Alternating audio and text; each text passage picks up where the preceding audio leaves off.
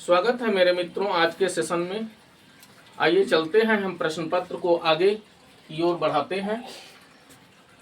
तो देखिए 19वां प्रश्न क्या कहता है। कहता है कि निम्नलिखित में से कौन सा पदार्थ हैलोफार्म अभिक्रिया देता है।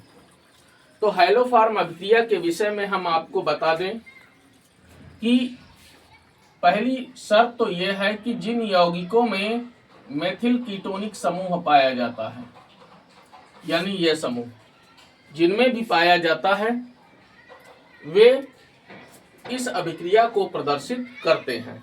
अब ये जो समूह है एल्डिहाइड में भी पाया जाता है, ये समूह कीटोन में भी पाया जाता है, लेकिन शर्त यह है कि एल्डिहाइड केवल एसिटल्डिहाइड ही इसे प्रदर्शित करेगा, केवल यही प्रदर्शित करेगा इसको। दूसरा, कीटोन हो लेकिन उसमें एक एल्किल समूह मेथिल होना चाहिए, जैसे या तो ये हो या तो ये हो।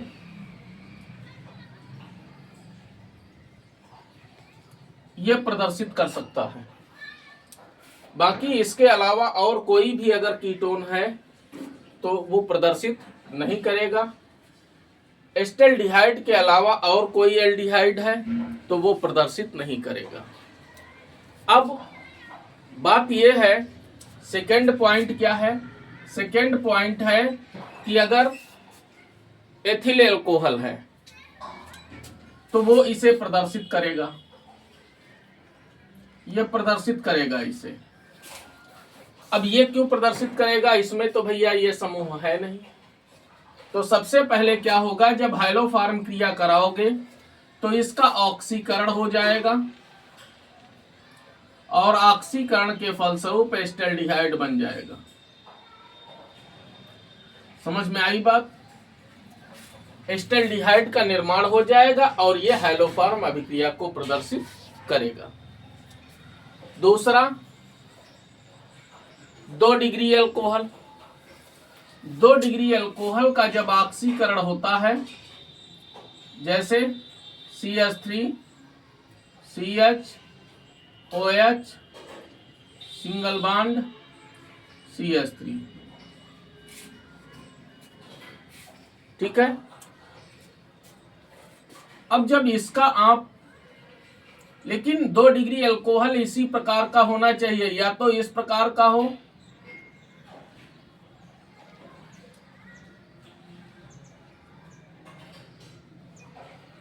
या तो इस प्रकार का, मतलब एक मेथिल समूह होना आवश्यक है और मेथिल समूह के जस्ट बाद वाले कार्बन के ऊपर OH लगा होना चाहिए, क्योंकि जब इसका ऑक्सीकरण होगा तो ऑक्सीकरण के फलस्वरूप ये कीटोन में बदल जाएगा। तो ये समूह भी मेथिल कीटोनिक समूह है। यहां पर यह भी मेथिल कीटोनिक समूह है, यही है, जो ये है वही ये है, ठीक है। तो ये सब हैलोफार्म अभिक्रिया प्रदर्शित करते हैं। तो आप देखिए विकल्पों पर ध्यान दीजिए। इसमें मेथिल कीटोनिक समूह बैठा हुआ है तो ये हैलोफार्म अभिक्रिया को प्रदर्शित करेगा। बाकी ना इसमें बैठा है, ना इसमें, ना इसमें, तो ये कोई हैलोफार्म अभिक्रिया को प्रदर्शित नहीं करेंगे। बात भैया समझ गए। नेक्स्ट आइए, अगला क्या कहता है। कहता है क्लोरोबेंजीन की क्रिया क्यूप्रस ऑक्साइड की उपस्थिति में NH3 से कराने पर प्राप्त होता है। तो आइए समझिए थोड़ा। देखो विकल्प अगर हमें हल कराना हो तो हम अभी बता दें कि हाँ ये वाला विकल्प सही है, लेकिन ये सही क्यों है ये भी आपको जानकारी होनी चाहिए। तो क्लोरोबेंजीन है, ये भैया हमने क्लोरोबेंजीन का सूत्र लिख दिया, ठीक है। NH3 से क्रिया कराई जा रही है, हमने इसको लिख दिया HNH2। क्यूप्रस ऑक्साइड की उपस्थिति में हो रही है। बात समझ में आई? गर्म भी करना पड़ेगा। ये इतना भाग इसका टूट जाता है और टूटने पर हम Cl की जगह पे NH2 समूह लग जाता है, सह उत्पाद के रूप में HCl प्राप्त होता है। तो ये क्या बना? यह है एनिलीन। तो आपका विकल्प कौन सा सही है? विकल्प नंबर 2 सही है। फिर आइए, कहता है ल्यूकास अभिकर्मक है, मतलब इसमें से कौन ऐसा है जो ल्यूकास अभिकर्मक के रूप में प्रयोग किया जाता है? तो भैया याद रखिए, वो है सांद्र HCl प्लस निर्जल ZnCl2। तनु HCl नहीं है, ये याद रखना। सांद्र HCl है और प्लस निर्जल जिंक क्लोराइड। ठीक है, इसके मिश्रण को ल्यूकास अभिकर्मक बोला जाता है। ठीक है, अच्छा, अब कहता है अगला कि ल्यूकास अभिकर्मक के प्रयोग से पहचाना जाता है। किसकी पहचान की जाती है? तो भैया ल्यूकास अभिकर्मक जो प्रयोग है वो अल्कोहल की पहचान करने में किया जाता है। तो आपका विकल्प नंबर 3 सही है। देखिए, गाटरमैन कोच अभिक्रिया द्वारा बेंजीन बनाता है, यानी बेंजीन जो है वो गाटरमैन कोच अभिक्रिया द्वारा क्या बनाता है? तो पहली चीज तो यह है कि गाटरमैन कोच अभिक्रिया को आप समझ लीजिए। यह है बेंजीन, ठीक है भैया। कार्बन मोनोऑक्साइड और HCl गैस दोनों के मिश्रण का प्रयोग होता है और निर्जल एल्यूमिनियम क्लोराइड की उपस्थिति में यह अभिक्रिया होती है। बात भैया समझ गए?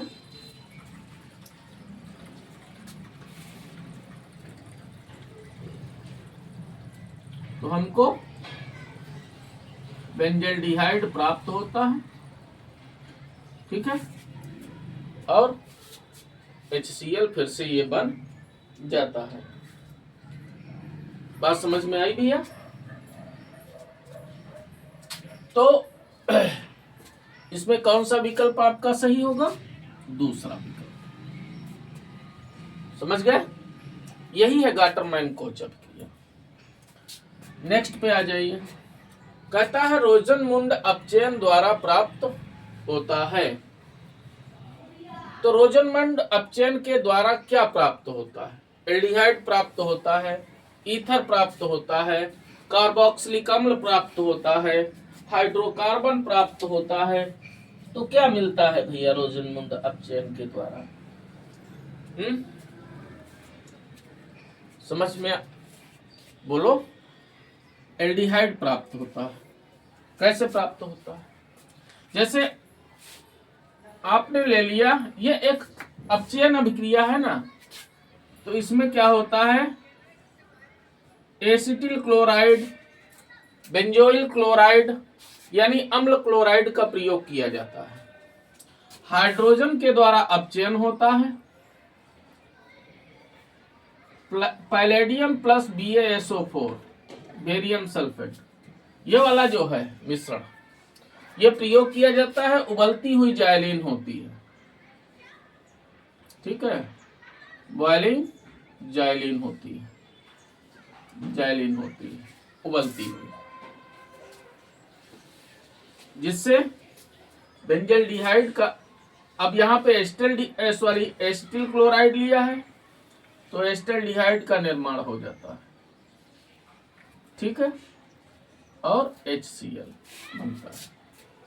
अगर यहीं पर बेंजोइल क्लोराइड हो तो बेंजल्डिहाइड का निर्माण हो जाएगा। कुल मिला के क्या बनेगा? एल्डिहाइड बनेगा। ठीक है भैया, तो ये आपका पहला विकल्प सही है। फिर कहता है निम्नलिखित में से कौन सा यौगिक फेहलिंग विलयन को अपचयित नहीं करता है? तो भैया इसमें आपका एस्टिक एसिड दिया है, फार्मिक एसिड दिया है, फार्मल्डिहाइड दिया है, एस्टल्डिहाइड दिया है। ये 4 विकल्प आपको दिए गए। ठीक है। तो फेहलिंग विलयन के विषय में आपको पता होना चाहिए कि ये दुर्बल ऑक्सीकारक है।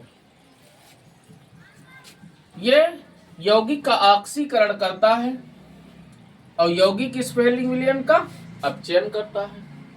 ठीक है। तो इसमें कौन सा विकल्प सही होगा? तो याद रखिए एल्डिहाइड है, ये दोनों एल्डिहाइड है, दोनों के दोनों बहुत आसानी से फेहलिंग विलयन के द्वारा अपचयित हो, मतलब फेहलिंग विलयन के द्वारा ऑक्सीकृत हो जाते हैं, अर्थात ये दोनों ही यौगिक फेहलिंग विलयन को अपचयित कर देते हैं। तो ये विकल्प हमारे सही नहीं है। आइए फार्मिक एसिड पर। तो फार्मिक एसिड भी फेहलिंग विलयन को अपचयित कर देता है और अपचयन के फलस्वरूप ये कार्बन डाइऑक्साइड और जल का निर्माण करता है। बात समझ में आई? अब बचा कौन? Acetic acid. तो ये जो एस्टिक एसिड है ये फेहलिंग विलयन को अपचयित नहीं करता है, अर्थात एस्टिक एसिड को फेहलिंग विलयन ऑक्सीकृत नहीं कर पाता है। तो आपका विकल्प पहला सही है। बात समझ में आई? तो ये हमने भैया आपको 25 प्रश्नों की एक श्रृंखला आपको हमने तैयार करवाई। आगे भी हम आपको बहुविकल्पीय प्रश्न पत्र की एक नई श्रृंखला लेकर उपस्थित होंगे। एक नया बोर्ड का जो प्रश्न पत्र है, ठीक है, जिसे हम गेस्ट पेपर भी कह सकते हैं, वो हम आपके लिए कल लेकर आएंगे।